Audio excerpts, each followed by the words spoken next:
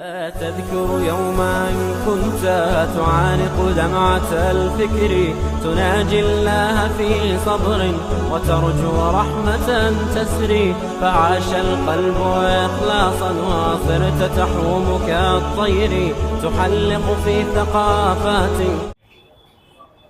إن الحمد لله نحمده ونستعينه ونستغفره ونؤمن به ونتوكل عليه ونعوذ بالله من شرور أنفسنا ومن سيئات أعمالنا، من يهده الله فلا مضل له ومن يضلله فلا هادي له، وأشهد أن لا إله إلا الله وحده لا شريك له، وأشهد أن محمدا عبده ورسوله.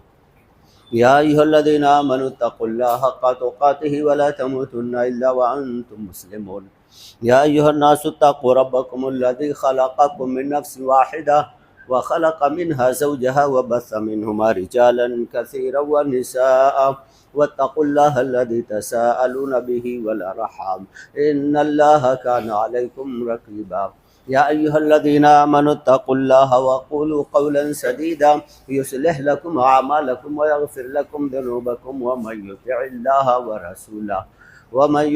الله ورسوله فقد فاز فوزا عظيما. أما بعد فإن خير الحديث كتاب الله، وخير الهدي هدي محمد صلى الله عليه وسلم، وشر الأمور محدثاتها، وكل محدثة بدعة، وكل بدعة ضلالة، وكل ضلالة في النار. أعوذ بالله السميع العليم من الشيطان الرجيم. بسم الله الرحمن الرحيم. قاف القرآن المجيد. بل عجبوا أن جاءهم منذر منهم فقال الكافرون هذا شيء عجيب. أإذا متنا وكنا ترابا ذلك رجع بعيد. قد علمنا ما تنقص الأرض منهم وعندنا كتاب حفيظ. بل كذبوا بالحق لما جاءهم فهم في أمر مريج. أفلم ينظروا إلى السماء فوقهم كيف بنيناها وزيناها وما لها من فروج. والأرض مددناها وألقينا فيها رواسي وأنبتنا فيها من كل زوج بهيج. تبصرة وذكرى لكل عبد منيب. ونزلنا من السماء ماء مباركا فأنبتنا به جنات وحب الحصيد، والنخل باسقات لها طلع نضيد، رزقا للعباد وأحيينا به بلدة ميتا كذلك الخروج. كذبت قبلهم قوم نوح وأصحاب الرس وثمود وعاد وفرعون وإخوان لوط وأصحاب الأيكة وقوم تبع كل كذب الرسل فحق وعيد. أفعينا بالخلق الأول بل هم في لبس من خلق جديد. وقال تعالى أعوذ بالله من الشيطان الرجيم. اليوم أكملت لكم دينكم وأتممت عليكم نعمتي ورضيت لكم الإسلام دينا.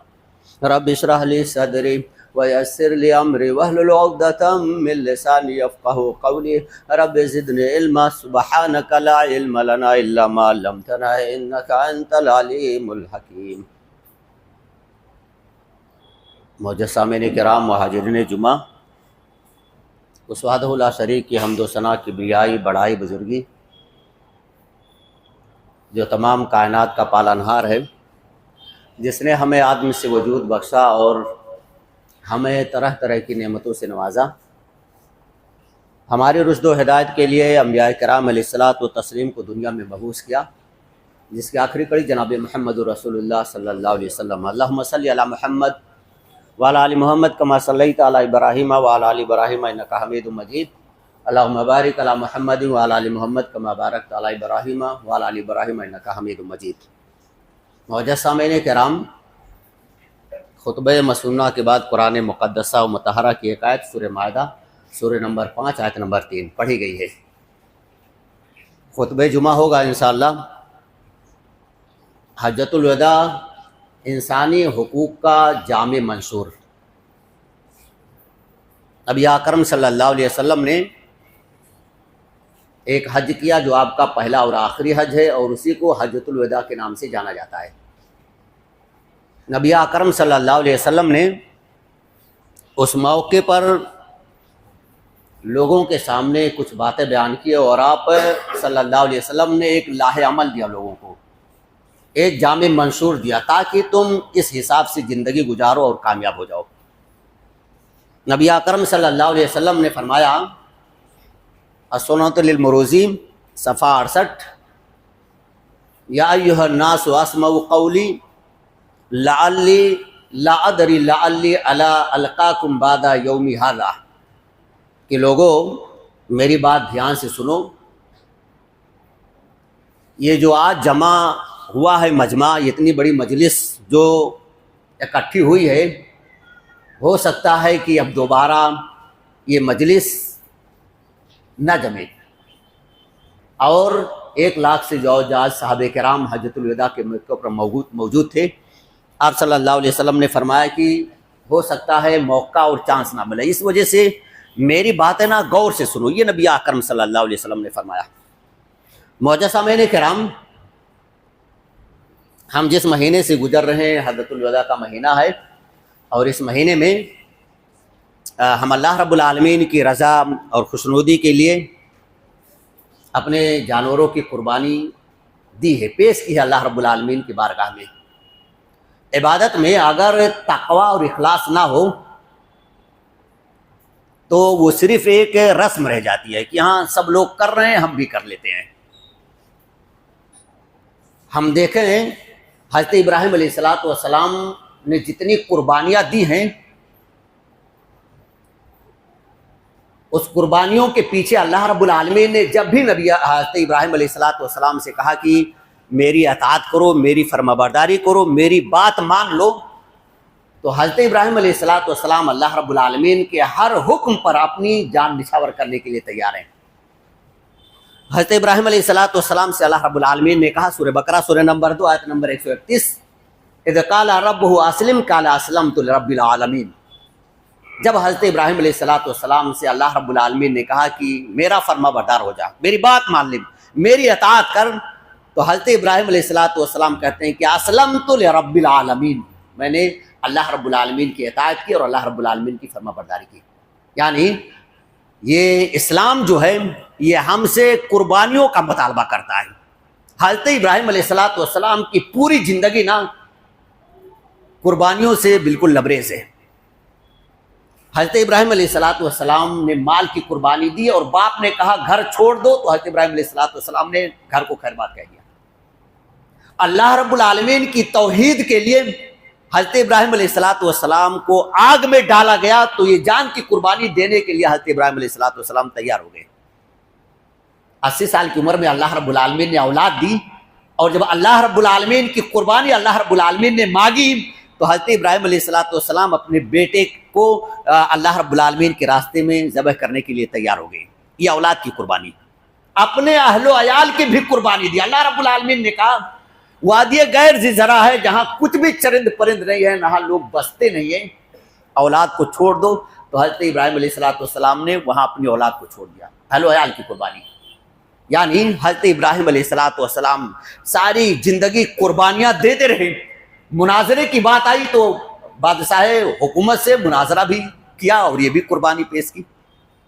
یعنی پوری زندگی بحث و تکرار میں، مناظرہ میں اللہ رب العالمین کی اعلی کلمت اللہ کے لیے، اللہ رب العالمین کی وحدانیت کو چپے چپے اور گوسے گوسے میں پھیلانے کے لیے ساری قربانیاں دی۔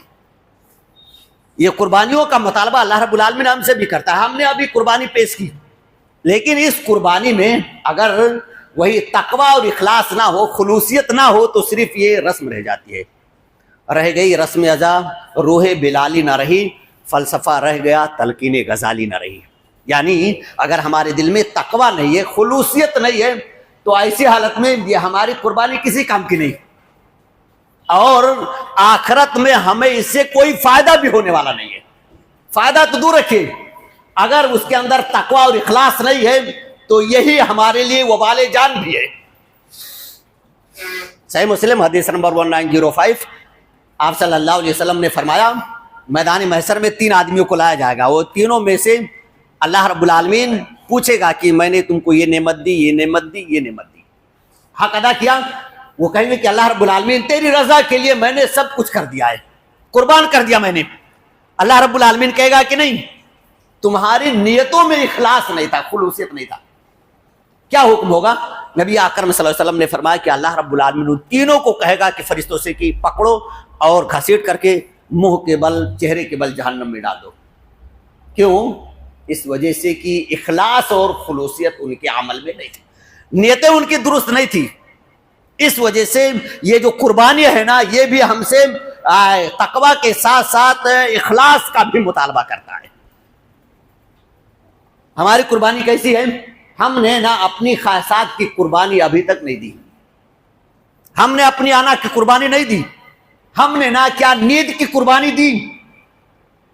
مؤذن فجر کی اذان میں کہتا ہے کہ حی علی الصلاۃ حی علی الفلاح, اور پھر اس کے بعد کہتا ہے کہ الصلاۃ خیر من النوم, یہ نماز نام یہ سونے سے بھی زیادہ بہتر ہے.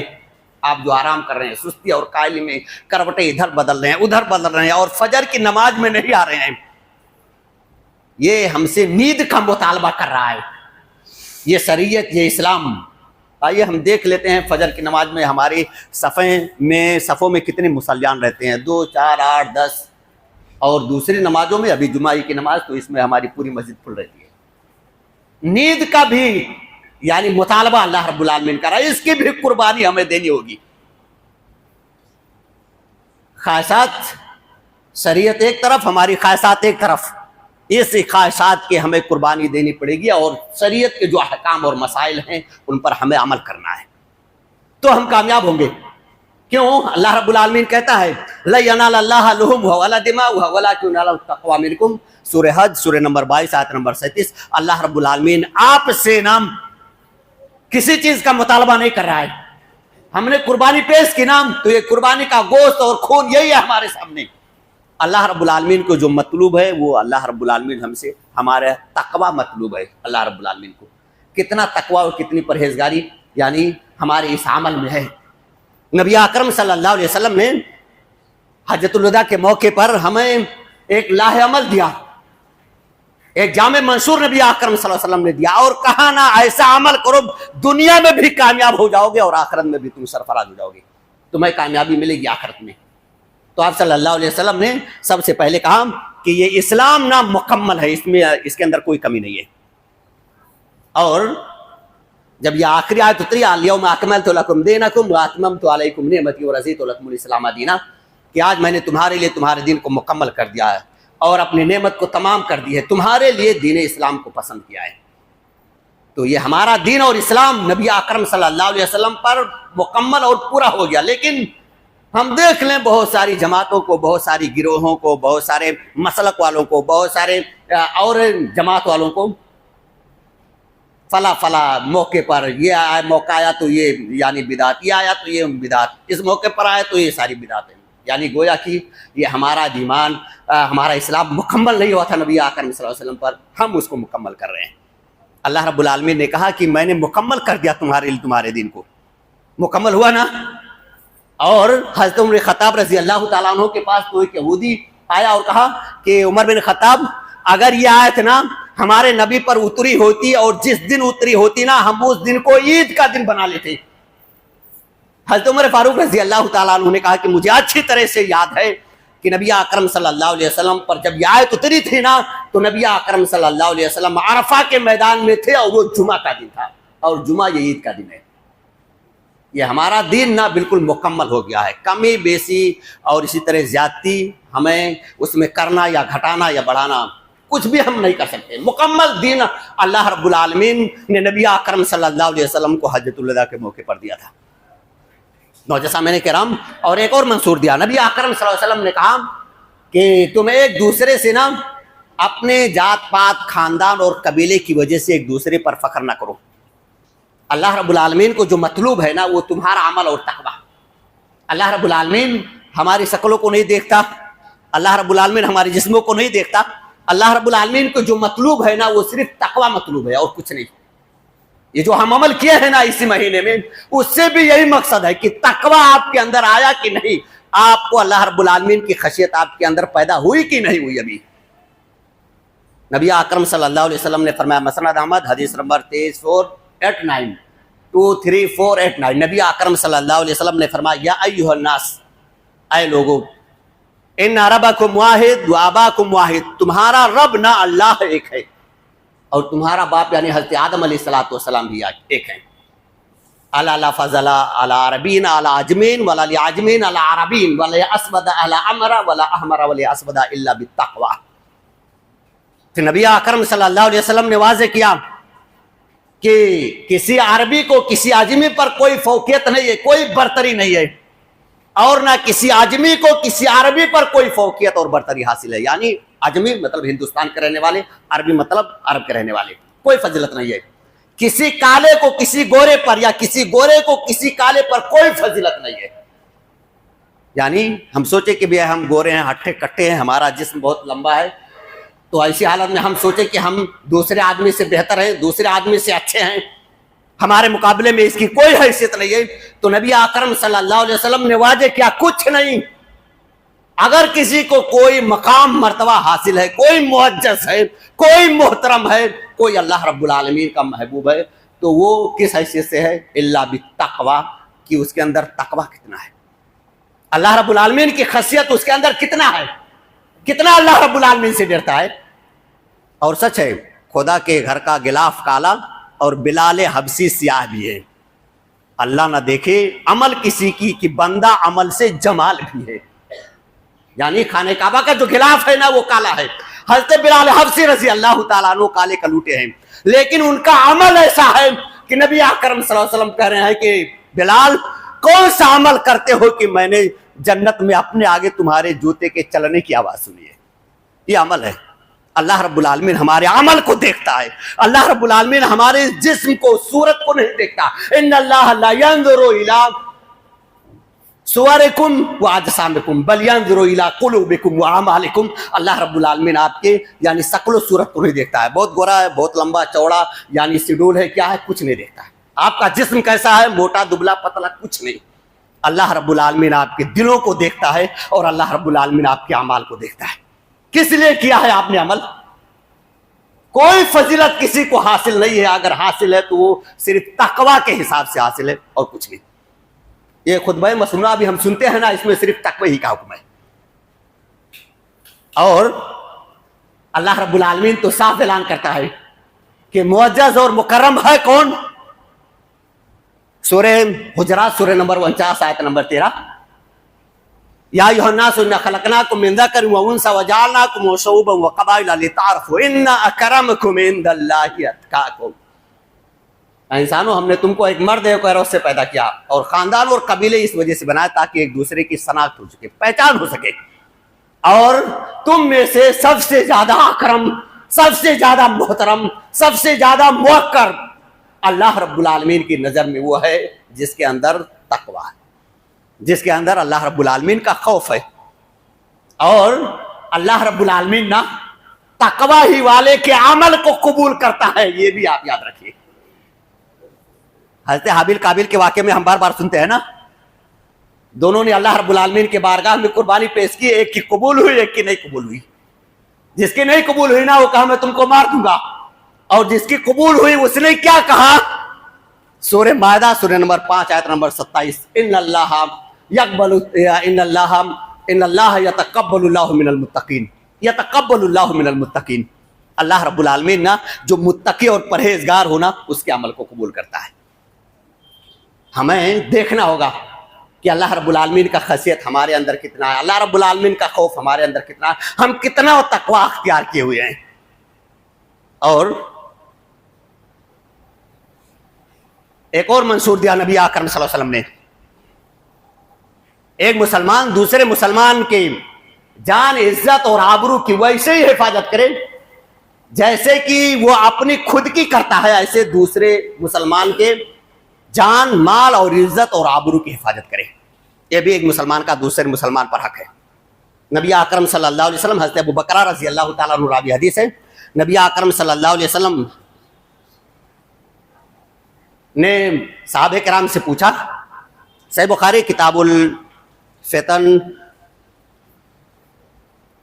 باب فی فضل العلم، باب فی رسول اللہ صلی اللہ علیہ وسلم. حضرت ابو بکر کہتے ہیں کہ نبی اکرم صلی اللہ علیہ وسلم حجۃ الوداع کے موقع پر ہیں اور صحابہ کرام سے پوچھ رہے ہیں کہ آج کون سا دن ہے.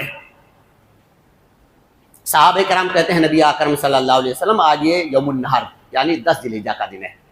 آپ صلی اللہ علیہ وسلم تھوڑی دیر خاموش رہے. صحابہ کرام کہتے ہیں کہ آپ صلی اللہ علیہ وسلم جب خاموش رہے تو ہم لوگوں نے سوچا کہیں ایسا نہ ہو کہ نبی اکرم صلی اللہ علیہ وسلم اس دن کا نام کوئی دوسرا نام رکھ دے, یعنی یوم النہر نہ کہیں, ہو سکتا ہے دوسرا کوئی نام رکھ دے. پھر نبی اکرم صلی اللہ علیہ وسلم خاموش رہے اور اس کے بعد کہتے ہیں کیا یوم النہر نہیں ہے؟ صحابہ کرام کہتے ہیں نبی اکرم صلی اللہ علیہ وسلم کیوں نہیں, یوم النہر ہی ہے. پھر نبی اکرم صلی اللہ علیہ وسلم کہتے ہیں کہ یہ کون سا البلد ہے, یعنی کون سا شہر ہے؟ صحابہ کرام کہتے ہیں نبی اکرم صلی اللہ علیہ وسلم یہ مکہ ہے. آپ صلی اللہ علیہ وسلم پھر خاموش رہے.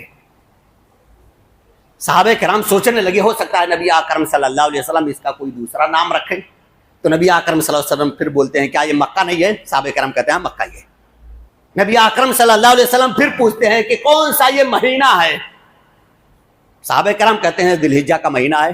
پھر نبی اکرم صلی اللہ علیہ وسلم خاموش, صحابہ سوتے ہو سکتا ہے کوئی دوسرا نام رکھے نبی اکرم صلی اللہ علیہ وسلم. نبی اکرم صلی اللہ علیہ وسلم کہتے ہیں کیا یہ ذی الحجہ کا مہینہ نہیں ہے؟ صحابہ کرام کہتے ہیں ہاں.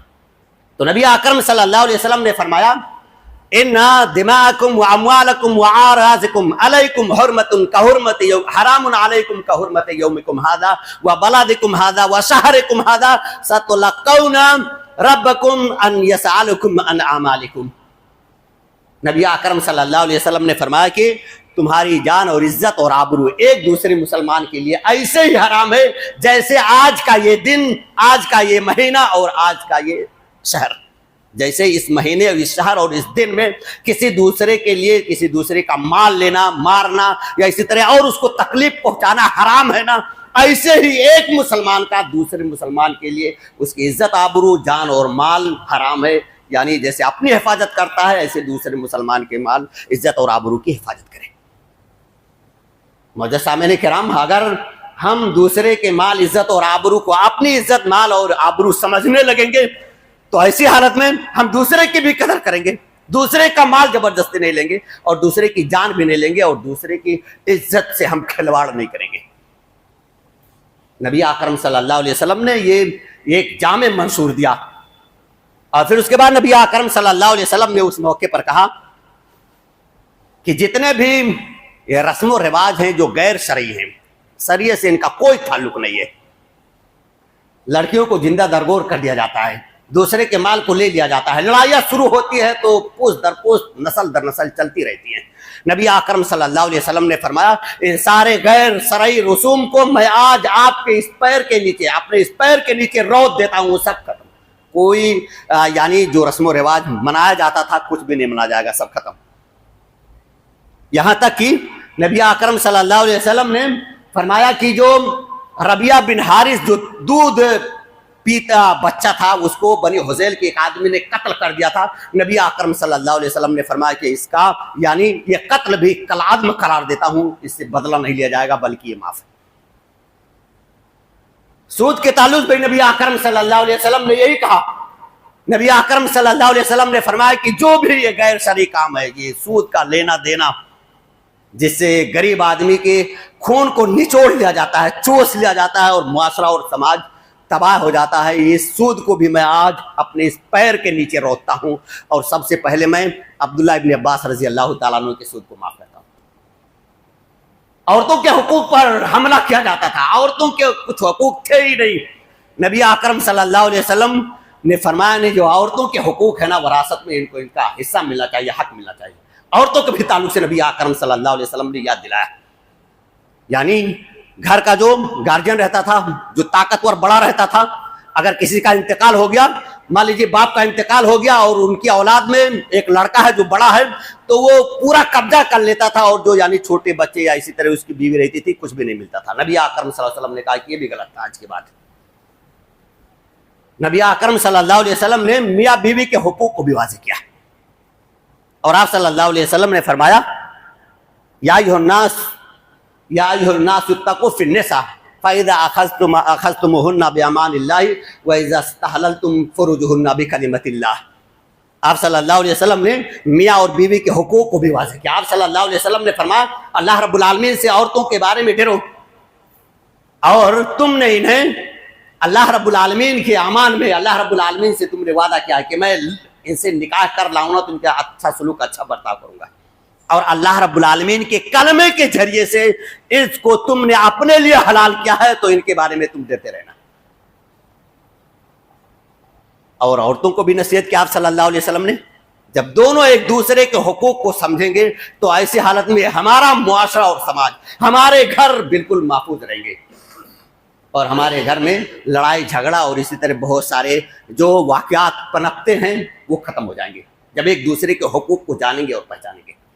نبی اکرم صلی اللہ علیہ وسلم نے امانت کے تعلق سے کہا جس کے پاس جس کی امانت ہے نا وہ اس کو لوٹا دے. اور نبی اکرم صلی اللہ علیہ وسلم نے اس موقع پر نا خاص طور سے ایک نصیحت کی تھی, اور آپ صلی اللہ علیہ وسلم نے فرمایا تھا, صحیح ترغیب حدیث نمبر 40, آپ صلی اللہ علیہ وسلم نے کہا کہ لوگوں میں تمہارے درمیان نا ایک دو چیز ایسی چھوڑ کر کے جاتا ہوں کہ اگر تم اس کو مضبوطی سے پکڑے رہو گے تو کبھی گمراہ نہیں ہوگے. آپ صلی اللہ علیہ وسلم نے فرمایا ترکت فیکم امرین لن تضلوا ما تمسکتم بہما کتاب اللہ و سنت نبیہ, یعنی لوگوں میں تمہارے درمیان دو چیزیں چھوڑ کر کے جاتا ہوں, ایک قرآن اور دوسرا یہ نبی اکرم صلی اللہ علیہ وسلم کی سنت. اگر اس کو مضبوطی سے پکڑے رہو گے تو کبھی گمراہ نہیں ہوگے. اور سچ ہے ہم کو بس کافی ہے دو مہر ہدایت کے لیے, ایک قرآن, دوسرا ہے سنت خیر الورا. یعنی اگر ہم قرآن کو اور نبی اکرم صلی اللہ علیہ وسلم کی سنت کو مضبوطی سے پکڑے رہیں گے تو کبھی گمراہ نہیں ہوں گے.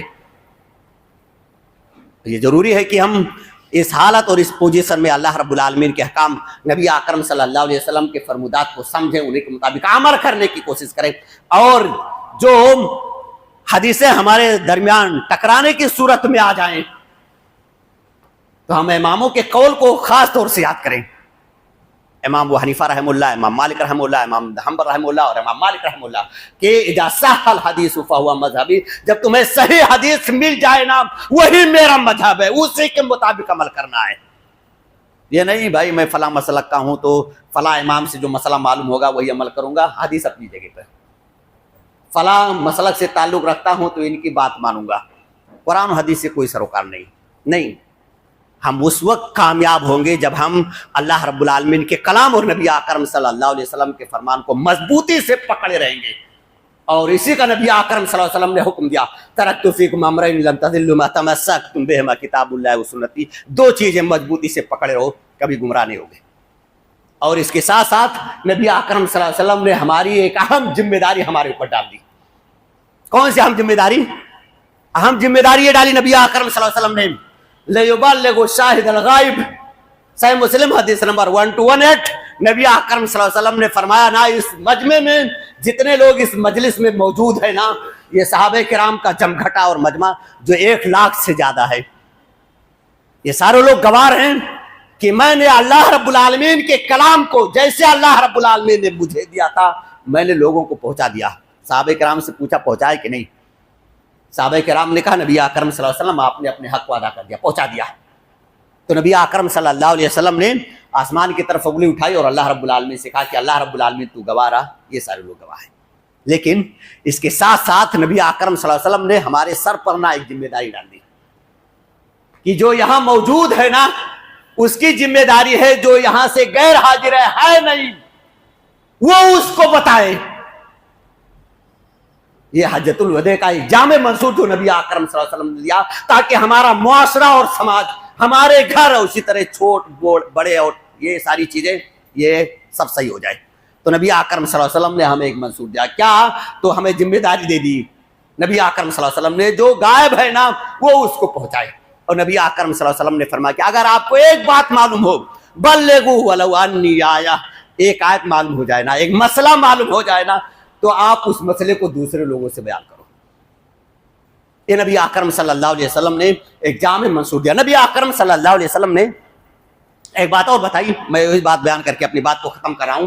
نبی اکرم صلی اللہ علیہ وسلم یہی یوم النحر کے دن یعنی منی میں آپ صلی اللہ علیہ وسلم اپنے اونٹنی الجداء پر سوار تھے. نبی اکرم صلی اللہ علیہ وسلم نے جتنے صحابہ کرام تھے تو صحابہ کرام سے متوجہ ہو کر کے نبی اکرم صلی اللہ علیہ وسلم نے کہا کہ الا تسمعون, کیا تم لوگ سنتے ہو؟ سننے ابو داؤد مسند احمد حدیث نمبر 53260 22,260. نبی اکرم صلی اللہ علیہ وسلم نے کہا ہاتھ اٹھا کر الا تسمعون، کیا تم لوگ سنتے ہو؟ تو سب سے آخر میں جو آدمی تھا نا، سب سے آخر میں جو بیٹھا ہوا تھا، اس نے وہاں سے آواز لاگی، نبی اکرم صلی اللہ علیہ وسلم آپ کس چیز کا حکم دیتے ہیں؟ کیا کہہ رہے ہیں نبی اکرم صلی اللہ علیہ وسلم، بتائیے۔ تو نبی اکرم صلی اللہ علیہ وسلم نے جو سب سے پہلی بات کہی وہ کہی وَعْبُدُ اللَّهَ، یا اسی طرح کہا وَاتَّقُوا اللَّهَ، یعنی تم تقوی اختیار کرو، اللہ رب العالمین سے ڈرو، یا اللہ رب العالمین کی عبادت کرو، رمضان کے روزے رکھو، زکوٰۃ دو، اور جو تمہارے حاکم ہوں ان کی تم اطاعت کرو، تدخلوا الجنۃ بسلام، تم سلامتی کے ساتھ جنت میں داخل ہو جاؤ گے۔ معزز سامعین کرام، ہمیں جو قربانی ابھی دینی ہے نا، یہ قربانی گزرنے کے بعد، مہینہ گزرنے کے بعد ہمیں اپنے نفس کی قربانی پیش کرنی ہے اللہ رب العالمین کے دربار میں۔ اور قد افلح من زکاہا وقد خاب من دساہا، جس کا نفس کچل دیا، جس نے اپنے نفس کو، وہ کامیاب ہو گیا، اور جس نے اپنے نفس کی مانی وہ خسارہ اور گھاٹا اٹھانے والوں میں سے ہو جائے گا۔ اس وجہ سے ابھی ہمیں جو قربانی دینی ہے، اپنا انا کی قربانی دینی ہے، اپنی خواہشات کی قربانی پیش کرنی ہے، اسی طرح اپنے نیند کی قربانی پیش کر کے ہمیں مسجدوں میں حاضری دینی ہے، نماز کی پابندی کرنی ہے ہمیں۔ اور وہی بات نبی اکرم صلی اللہ علیہ وسلم نے اس آدمی سے کہا واتقوا اللہ، اللہ رب العالمین کا تقوی اختیار کرو، اور تقوی کے لیے سب سے اہم جو چیز ہے نا وہ نماز، بغیر نماز کے کوئی آدمی متقی ہوگا ہی نہیں۔ سورہ بقرہ سورہ نمبر 2 آیت نمبر 1 2 3 4 پڑھ لیجئے آپ۔ اللہ رب العالمین کہتا ہے کہ متقی وہ ہے نا ہدایت یافتہ جو نماز پڑھتا ہے۔ اللہ رب العالمین سے دعا ہے بارے اپنے کلام نبی اکرم صلی اللہ علیہ وسلم کی حدیثوں کو سمجھ کر ہم نے جو قربانی اللہ رب العالمین تیرے دربار میں پیش کی، اللہ رب العالمین تو ہمارے نذرانے اور قربانی کو قبول فرما۔ اللہ رب العالمین ہمارے دلوں میں تقوی پیدا کر دے، اللہ رب العالمین ہمارے دلوں میں خلوصیت اور الہیت پیدا کر دے۔ اللہ رب العالمین تو ہمیں اپنا تقوی اختیار کرنے کی توفیق عنایت فرما۔ اللہ رب العالمین ہمیں یعنی عورتوں کے تعلق سے بھی جو ان کے حقوق ہیں انہیں ادا کرنے کی توفیق عنایت فرما۔ اللہ رب العالمین ہم اس معاشرے اور سماج میں جس میں رہتے ہیں، اللہ رب العالمین اس معاشرے اور سماج میں امن و امان پیدا کر دے۔ اللہ رب العالمین تو ہمیں مل جل کر کے رہنے کی توفیق عنایت فرما۔ جو بیمار ہیں انہیں شفاء کلیہ عطا فرما، جو پریشان ہیں ان کی پریشانیوں کو دور فرما، اور جب تک ہم اس دنیا میں رکھ ایمان اسلام کی حالت میں رکھ، اور جب ہمارا خاتمہ ہو تو خاتمہ بالخیر ہو۔ سبحانک اللہم وبحمدک، اشہد ان لا الہ الا انت، استغفرک واتوب الیک۔ ان الحمد لله نحمده ونستعينه ونستغفره ونؤمن به ونتوكل عليه ونعوذ بالله من شرور انفسنا ومن سيئات اعمالنا، من يهده الله فلا مضل له ومن يضلل فلا هادي له، واشهد ان لا اله الا الله وحده لا شريك له، واشهد ان محمدا عبده ورسوله، اما بعد فان خير الحديث كتاب الله وخير الهدي هدي محمد صلى الله عليه وسلم، وشر الامور محدثاتها وكل محدثات بدعه وكل بدعه ضلاله وكل ضلاله في النار۔ اعوذ بالله السميع العليم من الشيطان الرجيم، بسم الله الرحمن الرحيم، ان الله وملائكته يصلون على النبي يا ايها الذين امنوا صلوا عليه وسلموا تسليما، اللهم صل على محمد وعلى ال محمد كما صليت على ابراهيم وعلى ال ابراهيم انك حميد مجيد، اللهم بارك على محمد وعلى ال محمد كما باركت على ابراهيم وعلى ال ابراهيم انك حميد مجيد، ان الله يأمر بالعدل والاحسان وايتاء ذي القربى وينهى عن الفحشاء